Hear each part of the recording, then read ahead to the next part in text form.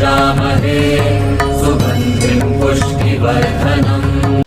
नमस्कार फ्रेंड, बहुत बहुत स्वागत अभिनंदन मेरे चैनल एस्ट्रो रेखा में। फ्रेंड्स, जैसा कि आप सबको मालूम है कि साल 2021 अपनी समाप्ति की ओर है और नव वर्ष साल 2022 आने वाला है। फ्रेंड्स, आज मैं आप सबके लिए लेकर आई हूँ तुला राशि का वार्षिक राशिफल 2022 का। फ्रेंड्स, वीडियो शुरू करने से पहले मेरा आप सबसे एक निवेदन है कि यदि अभी तक आपने मेरा चैनल सब्सक्राइब नहीं किया तो उसको सब्सक्राइब कर ले। फ्रेंड, मेरा राशिफल मून साइन यानी कि चंद्र राशि पर आधारित है। इसे चंद्र राशि के आधार पर ही आप देखें। फ्रेंड, साल 2022 एक बदलाव का वर्ष प्रारंभ होने वाला है। इसमें क्योंकि इसका कारण ये है कि 4 प्रमुख बड़े ग्रह अपने गोचर को चेंज कर रहे हैं। जैसा कि आपको पता है कि राहु देव आपके अष्टम भाव में गोचर कर रहे हैं वर्ष के प्रारंभ में। वहां पर वो 12 अप्रैल तक रहेंगे। 12 अप्रैल के बाद वो अपनी राशि परिवर्तन कर कर आपके 7th हाउस यानी कि मेष राशि में प्रवेश कर जाएंगे। वहां पर वो वर्ष के अंत तक रहेंगे। अब जैसा कि आप सबको मालूम है, राहु और केतु हमेशा एक दूसरे के आमने सामने रहते हैं। तो 12 अप्रैल के बाद केतु देव का गोचर आपके लगन में तुला राशि में हो जाएगा। फ्रेंड्स, अब बात करते हैं हम गुरु ग्रह की। गुरु के देव बृहस्पति का गोचर आपके 5th हाउस में फिलहाल वर्ष के प्रारंभ में कर रहा है। तो वहां पर वो 14 अप्रैल तक रहेंगे। 14 अप्रैल के बाद देवगुरु बृहस्पति अपनी स्वराशि मीन राशि यानी आपके 6th हाउस में गोचर करेंगे और वहां पर वो वर्ष के अंत तक बने रहेंगे। फ्रेंड्स, अब हम बात करते हैं शनि देव की। शनि का गोचर वर्ष के प्रारंभ में आपके 4th हाउस में हो रहा है। अब देखिए, 4th हाउस में जब भी शनि का गोचर होता है तो वो जातक की कंटक शनि की ढैया होती है। जब भी आपके 4th हाउस में शनि का गोचर चले तो वो जातक की कंटक शैया मानी जाती है, ढैया। तो उसमें जातक को शारीरिक और मानसिक परेशानी होती है। तो वर्ष के प्रारंभ में इनका गोचर 4th हाउस में रहेगा। वहां पर वो 29 अप्रैल के बाद शनिदेव आपके कुंभ राशि में गोचर करेंगे 5th हाउस में। वहां पर वो 12 जुलाई तक रहेंगे। 12 जुलाई के बाद वक्री अवस्था में वो वापस से मकर राशि में प्रवेश कर जाएंगे। वहां पर वो वर्ष के अंत तक बने रहेंगे। फ्रेंड्स, मैंने ब्लैक बोर्ड पे जो ये पत्रिका तुला राशि की बनाई है वो 1 जनवरी प्रातःकालीन की तुला राशि की पत्रिका है। तो इसमें आप ध्यान से देखेंगे तो पाएंगे सारे ग्रह राहु और केतु के मध्य में आ गए, यानी कि वर्ष के प्रारंभ में काल सर्प योग का निर्माण हो रहा है। तो कहीं ना कहीं तुला राशि वाले जातकों के ऊपर वर्ष के आरंभ में लगने वाले काल सर्प का प्रभाव वर्ष पर कुछ ना कुछ अवश्य पड़ने वाला है। तो फ्रेंड्स, अब बात करते हैं हम तुला राशि के जातकों की सेहत की। अब देखिए, जैसा कि मैंने आपको पहले बताया कि जब भी शनिदेव का गोचर 4th हाउस में होता है तो ये जातक के ऊपर कंटक शनि की ढैया होती है। ऐसे में जातक को कुछ ना कुछ शारीरिक और मानसिक कष्ट मिलते हैं। अब देखिए, शनि की 10वीं सीधी दृष्टि आपके लगन पे जा रही है, तो इस कारण शनिदेव आपको कुछ ना कुछ मानसिक या शारीरिक कष्ट देंगे। आपकी सेहत में समस्याएं बनी रहेगी। अब देखिए, वाकई अगर हम बात करें तो केवल हम 29 अप्रैल से लेकर 12 जुलाई तक का समय यदि छोड़ देते हैं तो बाकी पूरे वर्ष भर आपको ढैया का प्रभाव रहेगा। बस ये 29 जुलाई से लेकर 12 अप्रैल तक के समय जब शनि का गोचर आपके 5th हाउस में होगा तो उस समय के लिए कुछ आपके ऊपर शनि की ढैया का प्रभाव समाप्त हो जाएगा। अब दूसरी तरफ हम देखते हैं कि 14 अप्रैल के बाद जब देवगुरु बृहस्पति का आपके 6th हाउस में गोचर होगा, हालांकि देवगुरु बृहस्पति का अपनी स्वराशि मीन राशि में गोचर हो रहा है, लेकिन कहीं ना कहीं देवगुरु बृहस्पति का आपके 6th हाउस में जाना तो आपको ये सेहत से जुड़ी कोई ना कोई समस्या अवश्य देगा। ऐसे में आपको पेट की तकलीफ, गैस की तकलीफ, मोटापा इत्यादि की कोई ना कोई समस्या परेशान कर सकती है। यदि हम राहु की और केतु की बात करें तो जैसा कि 12 अप्रैल के बाद राहु देव का आपके 7th हाउस में गोचर होगा, जिसकी सीधी दृष्टि आपकी लगन पे जाएगी। तो ऐसे में राहु देव भी कोई ना कोई समस्या आपको प्रदान करेंगे सेहत संबंधी। और केतु का गोचर चूंकि आपके लगन पे होगा तो इस कारण भी आपकी सेहत में कोई समस्या रहेगी। अब देखिए फ्रेंड, क्योंकि तुला राशि के जातकों का अष्टम भाव में राहु का गोचर है, तो अप्रैल तक का जो समय होगा उसमें उनको चोट चपेट दुर्घटना होने का कोई ना कोई योग बन रहा है।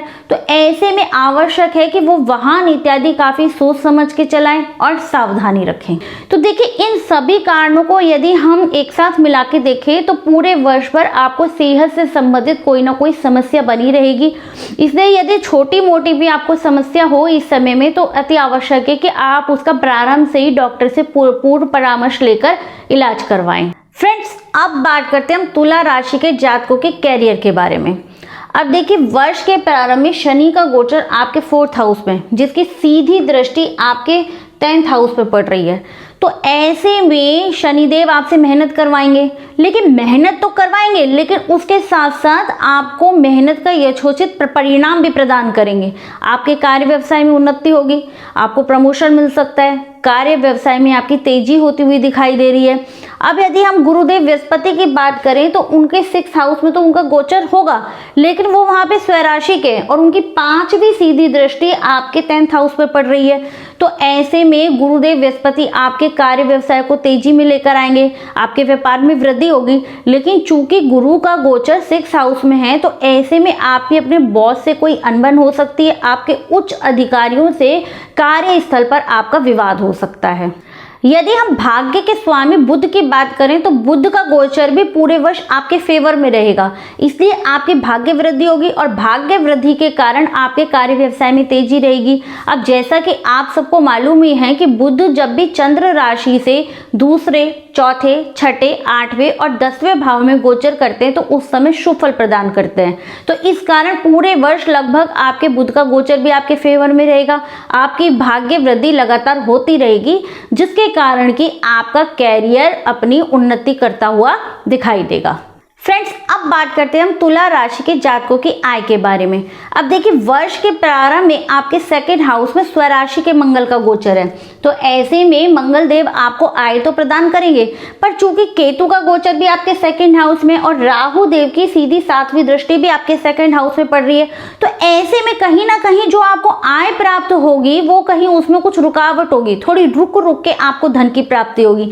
लेकिन जैसे ही 12 अप्रैल का समय व्यतीत होगा वैसे परिस्थितियां आपके चेंज होती दिखाई देंगी, क्योंकि राहु की दृष्टि भी हट जाएगी और केतु देव का गोचर भी हट जाएगा।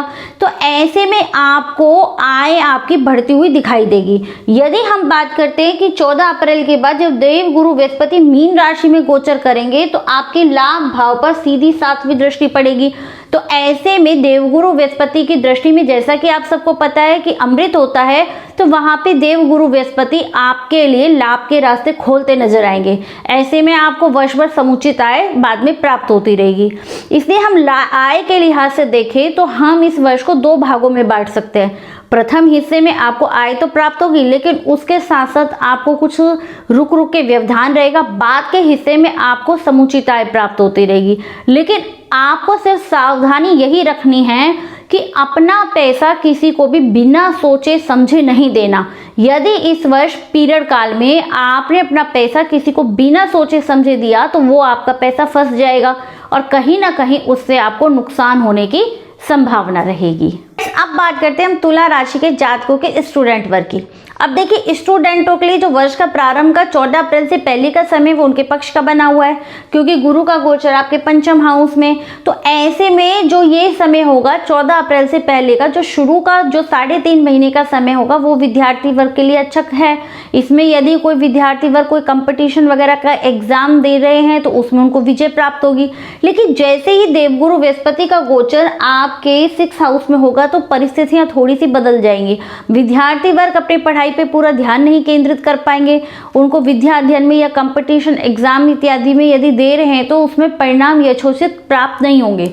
कुछ उनको जितनी मेहनत वो करेंगे उससे कम उनको परिणाम प्राप्त होंगे। लेकिन जो विद्यार्थी घर से बाहर जाकर पढ़ना चाहते हैं या विदेश में विद्या अध्ययन करना चाहते हैं उनके लिए ये 14 अप्रैल का समय उनके फायदे का होगा। इस समय में यदि वो बाहर जाकर शिक्षा अध्ययन करते हैं तो उनकी इच्छा पूर्ति होती हुई दिखाई देगी। फ्रेंड्स, अब बात करते हैं हम तुला राशि के जातकों के वैवाहिक जीवन के बारे में।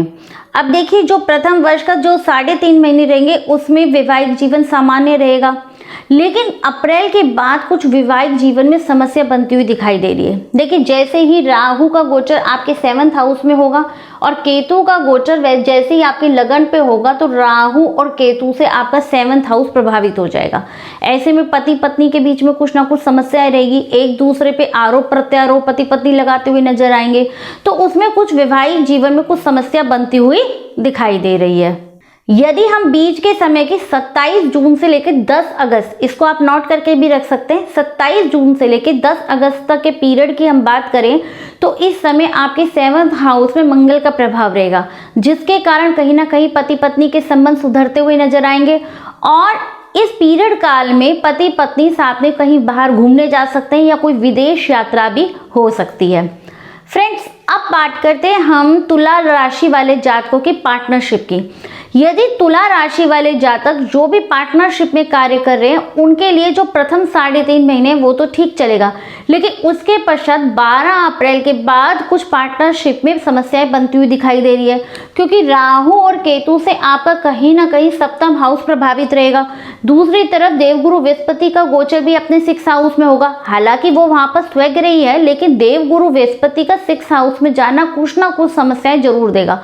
तो ऐसे में जो पुरानी काफी समय से जिनकी भी पार्टनरशिप चली आ रही है तुला राशि वाले जात को, उनको कहीं ना कहीं समस्याएं बनती हुई दिखाई दे रही है। और यदि आपका 7th हाउस पीड़ित है और कोई ना कोई समस्या है तो ऐसे में पार्टनरशिप आपकी टूट भी सकती है। फ्रेंड्स, आज हमने इस वीडियो में तुला राशि के जातकों के वार्षिक फल 2022 के बारे में पूर्ण रूप से बात करी। तो यदि हम इस गोचर को, इस वर्ष को पूरा ओवरऑल देखें तो तुला राशि के जातकों को अपनी सेहत संबंधी समस्या रहेगी, तो अपनी सेहत के ध्यान रखने की आवश्यकता है। अप्रैल के बाद कुछ उनके लिए परिवर्तन होगा, उनके कार्य व्यवसाय में तेजी बनी रहेगी।